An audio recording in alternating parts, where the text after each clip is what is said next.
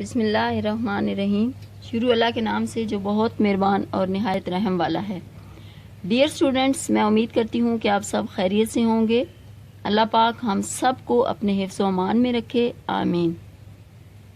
پچھلی ویڈیو میں ہم نے سبق اللہ کا تحفہ کے سوال نمبر 6، 7 اور 8 کتاب پر حل کیے تھے۔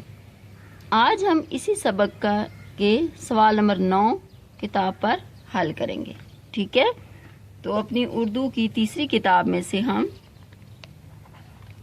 سبق اللہ کا تحفہ، اس کا ہم سوال نمبر 9 کتاب پر حل کریں گے، ٹھیک ہے؟ سوال نمبر 9 کیا ہے؟ 1 سے لے کر 15 تک لفظوں میں گنتی لکھیں، ٹھیک ہے؟ ہندسوں میں گنتی، یہ اردو ہندسے ہیں نا، ٹھیک ہے؟ تو ہندسے یہاں پر دیے گئے ہیں، آپ نے ان کو الفاظ میں لکھنا ہے، ٹھیک ہے؟ یا لفظوں میں لکھنا ہے، ٹھیک ہے؟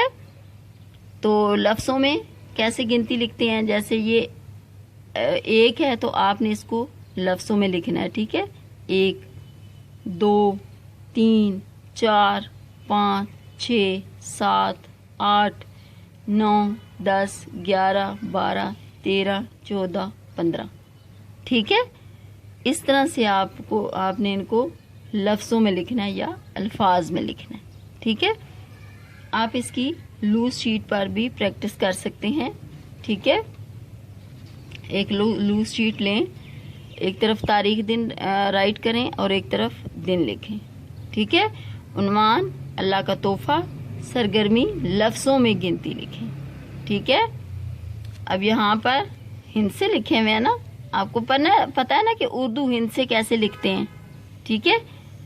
تو اردو ہند سے یہاں پر لکھ لیں ایک طرف، اور ایک طرف آپ اس کو لفظوں میں لکھیں، ٹھیک ہے؟ الف یہ کاف 1، ٹھیک ہے؟ دال وہ 2، ٹھیک ہے؟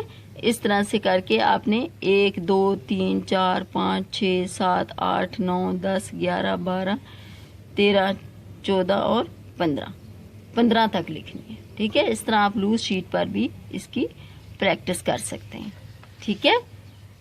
تو اس طرح سے آپ نے کتاب پر 1 سے لے کر 15 تک لفظوں میں گنتی لکھنی ہے، ٹھیک ہے؟